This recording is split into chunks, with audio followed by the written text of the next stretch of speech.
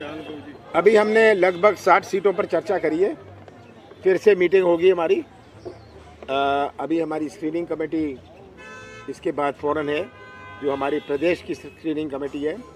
उसके बाद फिर से हम लोग चर्चा करेंगे, तभी लिस्ट फाइनल करेंगे। हम श्राद्ध के बाद अपनी लिस्ट अनाउंस करेंगे।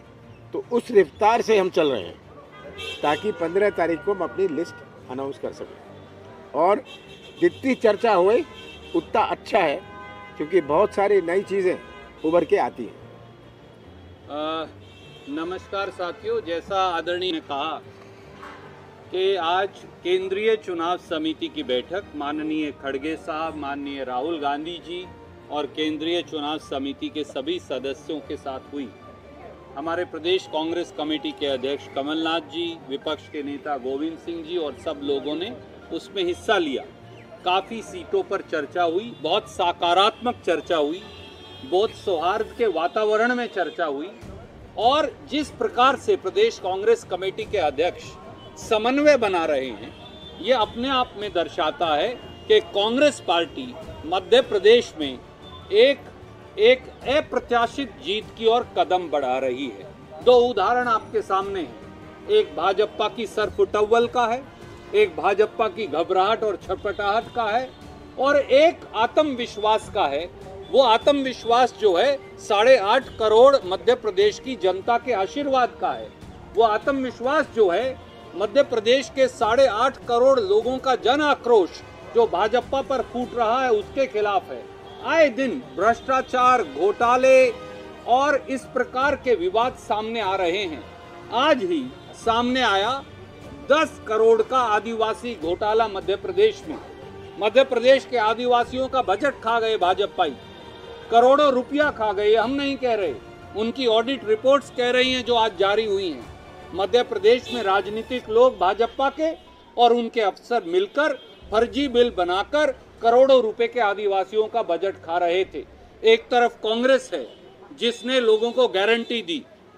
कमलनाथ जी के नेतृत्व में हमने कहा ऋण माफी होगी किसान की, झूठे मुकदमे वापस होंगे, 5 हॉर्स पावर तक की बिजली का बिल किसान का माफ होगा, पुरानी पेंशन स्कीम लागू की जाएगी, 100 यूनिट बिजली माफ, अगले 100 यूनिट बिल हाफ, 1500 रुपए महिलाओं को पेंशन।